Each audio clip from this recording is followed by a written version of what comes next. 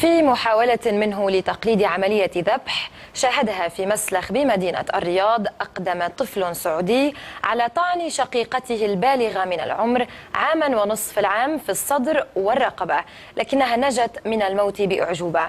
قبل ذلك بساعات اصطحب والد الطفلة نايف العنزي ولده البالغ من العمر 3 سنوات ونصف السنة إلى المسلخ لتجهيز ذبيحة، وبعد عودتهم إلى البيت تفاجأ بطفله يهاجم شقيقته بسكين.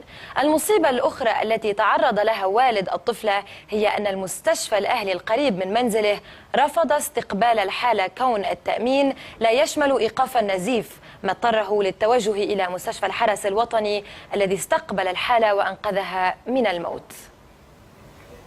معنا من الرياض والد الطفلة شوق الأستاذ نايف بن شنان العنزي. أهلا بك في نشرة التاسعة. في البداية كيف هي صحة البنت في هذه اللحظة؟ حياك الله أخوي، أبشرك الحمد لله بصحة وعافية ولله الحمد. الحمد لله. كم عمر البنت وعمر أخوها؟ الحمد لله ووضع مستقر. عمر البنت 1.5 سنة وعمر الابن 3 سنوات ونصف. نعم. أنت أخوي نايف أخذت ابنك للمسلخ وعند العودة قام بهذا التصرف على غفلة من سكان المنزل، هذا صحيح؟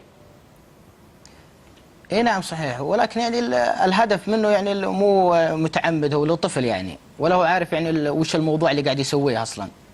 نعم أستاذ نايف، اسمح لي بالمداخلة، يعني هل تبدو على الابن ملامح الندم يعني، وأنت كوالد الطفل كيف تعاملت معه بعد الحادثة؟ أولا الطفل خاف صراحة، يعني حتى لما جيت وقابلته صراحة هرب مني. فيعني أي تصرف يتصرف أي شخص يطلع عن الوضع اللي هو فيه أو اللي يتنرفز فيه، إني مسكت الطفل وضربته صراحة. يعني ما في حل غير الحل ذا. ولكن هل ترى أن يعني الرد بالعنف على العنف، يعني هل ترى أن هذا شيء صحيح؟ هو خطأ، ولكن ما عندي إلا إني أضربه. طيب هو خطأ، تصرف خاطئ، المفروض إني كان أفهمه. طيب أخوي نايف، بحسب ما فهمت أن المستشفى الحرس الوطني هم من قاموا باستقبال الحالة بعد أن تم رفضها من مستشفى خاص. طيب ما تبين لك يعني سبب الرفض وكيف تصرفت أنت؟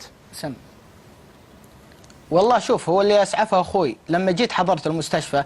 أول شيء المستشفى هذا الخاص أنا يعني ما أقدر أصرح باسمه، عرفت؟ هو مستشفى أهلي بحكم أنه أقرب مستشفى لي للمنزل. طيب وش سبب الرفض؟ فهذه ولي أول مرة يعني. سبب الرفض أن الجراحة لا يشملها التأمين.